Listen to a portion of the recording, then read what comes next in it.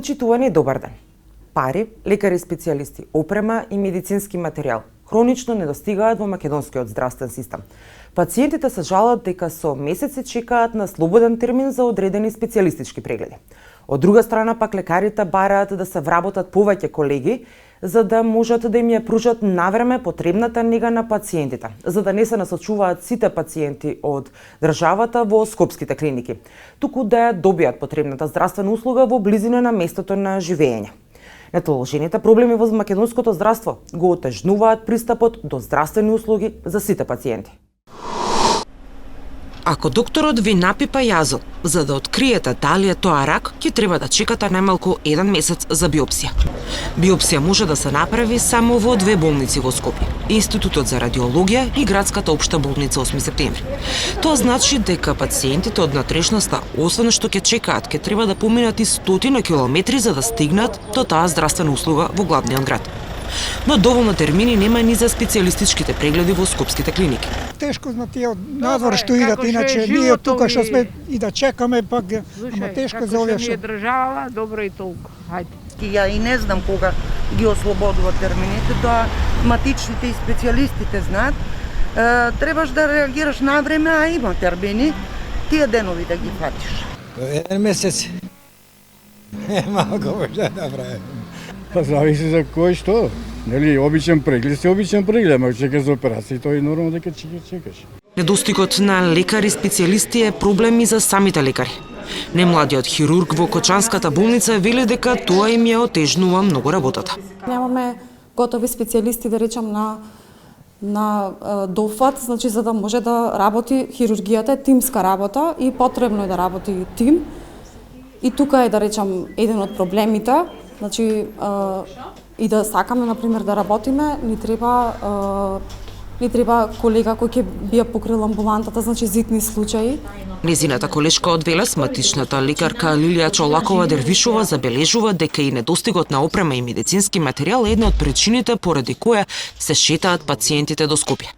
Не да се малтретираат, секој не може да стигне до Скопје, секој не може да стигне до клиники. Значи, ние нуклеарна медицина во Македонија имате на 2 места, во Битола и во Скопје, наместо да имате во секој град. Ми разбирате, значи, а проблеми со тироидна жлезда енормно. Никој не јодира население. Имате само, еве, за нашиот град, само ТСХ да испитате, немате антитела да испитате. Но проблем се и парите. Општите болници во внатрешноста се до гуша во долгови.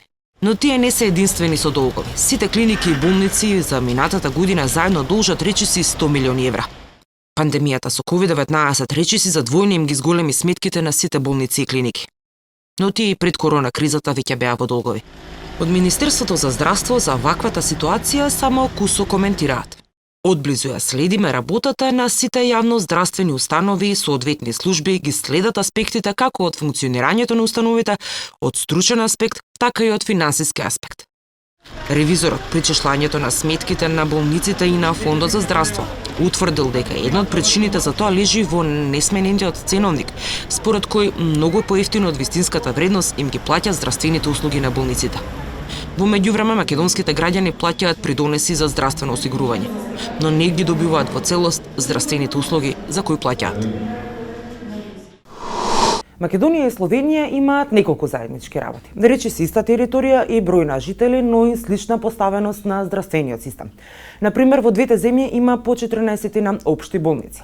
Но разликата е во тоа што пациентите во Словенија се лекуваат претежно во општите болници во нивните градови и само 20% од нив добиваат третман во клиничките центри. Додека македонските пациенти главниот дел од здравствените услуги ги добиваат во клиничкиот центар во Скопје. Додека за најголем дел од здравствените услуги македонските пациенти се приморани да доаѓаат на скопските клиники.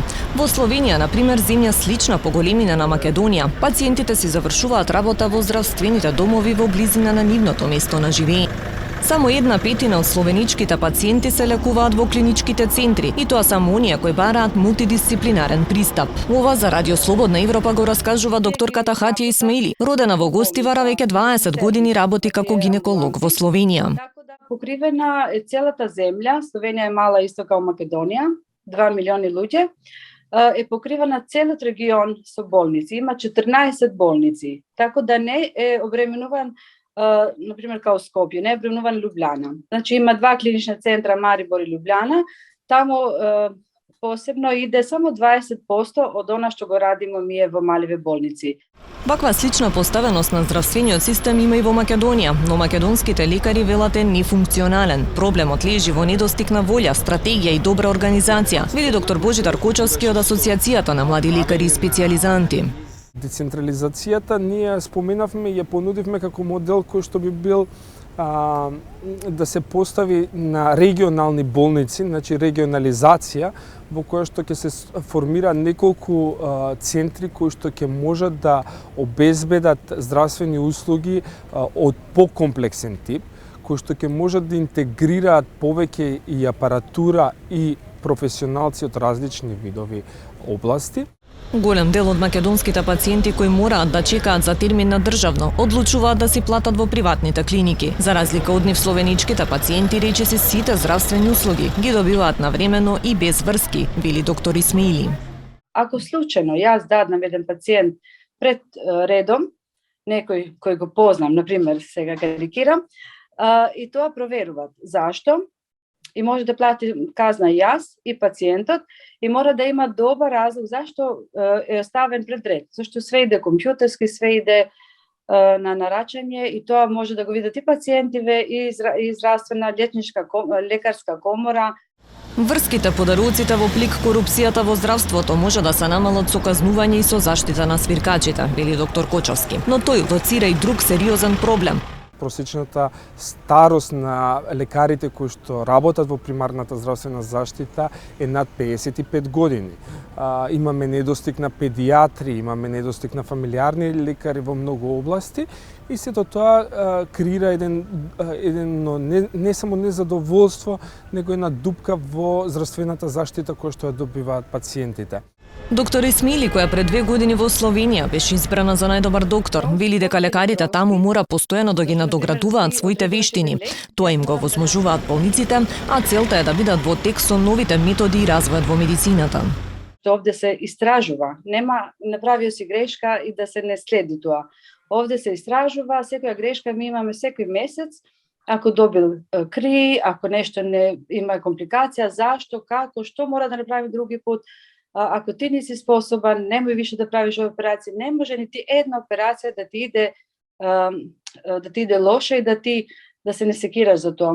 Она што и Македонија и Словенија го имаат како ист проблем е недостигот од лекари, но разликата е во причините. Студентите во Словенија не покажуваат голем интерес за медицинските науки, додека во Македонија младите лекари по студиите се соочуваат со проблематични услови за работа, но и партизираност во системот, што ги мотивира да ја напуштат земјата и да работат во странство, велат нашите соговорници. Повеќе теми за проблемите во македонскиот здравствен систем погледнете на веб страницата на Радио Слободна Европа во рубриката Болести на здравството. До гледање.